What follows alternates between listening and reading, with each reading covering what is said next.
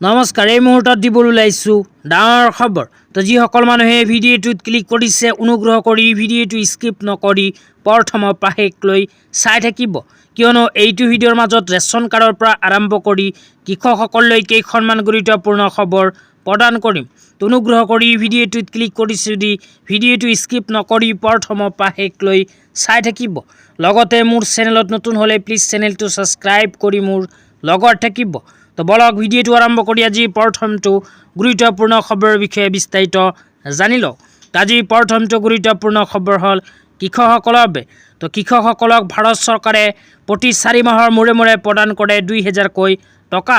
তো যিসকল কৃষকে এতিয়ালৈকে প্ৰধানমন্ত্ৰী কিষাণ সন্মান নিধি বা PM কিষাণ আঁচনিত আবেদন কৰা নাই, সেইসকল কৃষকৰ বাবে আহি গ'ল ভাল খবৰ, কিয়নো আপোনালোকৰ হাতত যদি এইকেইখন প্ৰমাণ পত্ৰ আছে তেন্তে মাত্ৰ এইকেইখন প্ৰমাণ পত্ৰৰ সহায়তে কৰিব পাৰিব PM কিষাণ আঁচনিত আবেদন।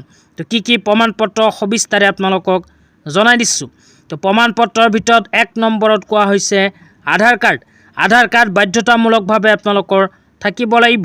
2 নম্বৰত কোৱা হৈছে আধাৰ কাৰ্ডৰ লগত লিংক থকা মোবাইল নম্বৰ। 3 নম্বৰত কোৱা হৈছে ৰেচন কাৰ্ড। তাৰপিছত 4 নম্বৰত কোৱা হৈছে মাটিৰ প্ৰমাণ পত্ৰ। ইয়াৰ লগতে কোৱা হৈছে প্ৰত্যক্ষ লাভালাভ সক্ষম DBT এনেবল হোৱা আধাৰ সংযোজিত বেংকৰ একাউণ্ট থাকিব লাগিব।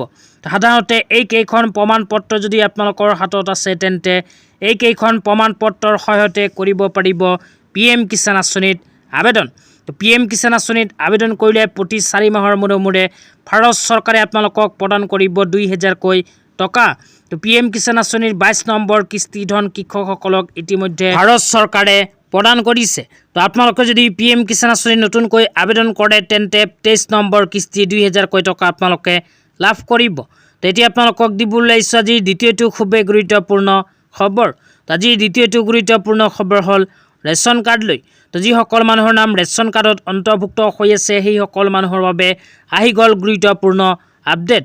তো আপোনালোকৰ নাম যদি ৰেচন কাৰ্ডত অন্তৰ্ভুক্ত হৈ আছে তেন্তে 10 এপ্ৰিল তাৰিখৰ ভিতৰত কৰিব লাগিব এইখন গুৰুত্বপূৰ্ণ কাম। তো আপোনালোকৰ নামত যদি ৰেচন কাৰ্ড আছে তেন্তে অহা 10 এপ্ৰিল তাৰিখৰ ভিতৰত আপোনালোকে নিজৰ ৰেচন দোকানীৰ ওচৰত গৈ ৰেচন কাৰ্ডৰ সহায়ত ৰেচন কাৰ্ডৰ সামগ্ৰীখিনি সংগ্ৰহ কৰিব লাগিব, কিয়নো অহা 10 এপ্ৰিল তাৰিখ ৰেচন কাৰ্ডৰ ফ্ৰী চাউল লোৱাৰ অন্তিম দিন।